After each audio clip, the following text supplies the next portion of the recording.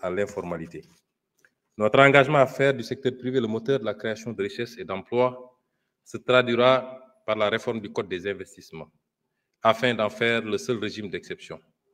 Cette réforme vise à élargir les secteurs éligibles, ainsi qu'à revoir les critères d'éligibilité pour inclure dans son champ d'application la petite, voire même la très petite entreprise. Intégrer la problématique de l'accès au foncier, les incitations non fiscales ou la redéfinition du régime de protection des investisseurs.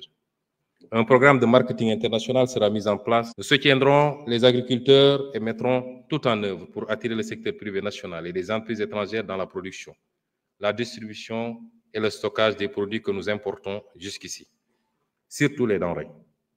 La stratégie de promotion des exportations sera entièrement repensée, en ciblant notamment tous les produits pour lesquels le Sénégal possède un avantage compétitif dans le cadre de la zone de libre-échange continentale africaine, la ZLECAf. Une stratégie nationale de promotion et de développement des petites et moyennes entreprises et des petites et moyennes industries sera mise en œuvre de façon inclusive.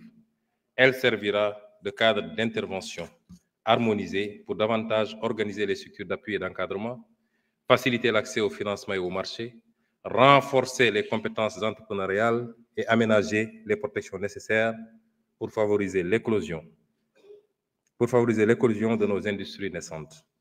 Dans la même optique, mon gouvernement misera sur l'instrument de mise à niveau des entreprises.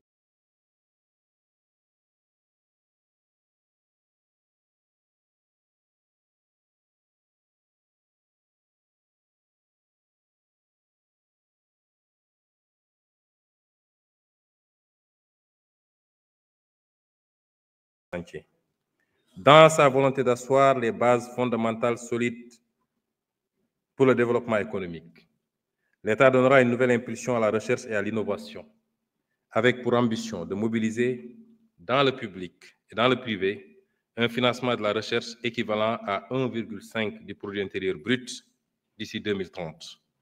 Des écosystèmes régionaux d'innovation intégrant universités, écoles d'ingénieurs,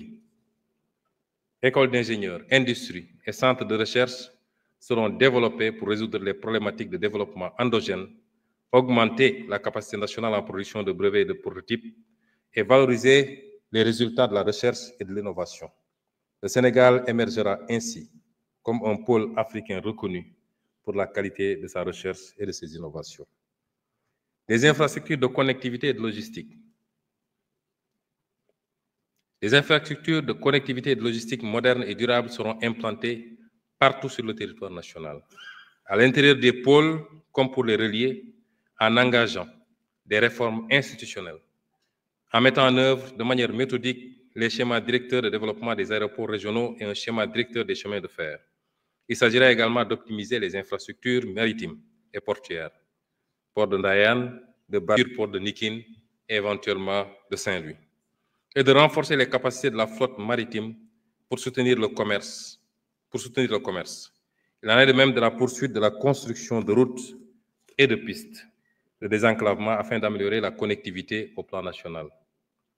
Nous arriverons ici à mailler nos territoires à travers 5 corridors stratégiques. 5 corridors stratégiques performants reliant les 8 pôles territoires de l'agenda de transformation par voie routière et ferroviaire. Le développement d'infrastructures de transport et de logistique sur ces corridors permettra de réduire les frais de transport et de logistique ainsi que les délais d'acheminement des produits Made in Sénégal vers ses voisins proches. Le système de transport public sera également amélioré au niveau urbain, intra-urbain et rural, afin de faciliter la mobilité à moindre coût des populations, quel que soit leur lieu de domicile.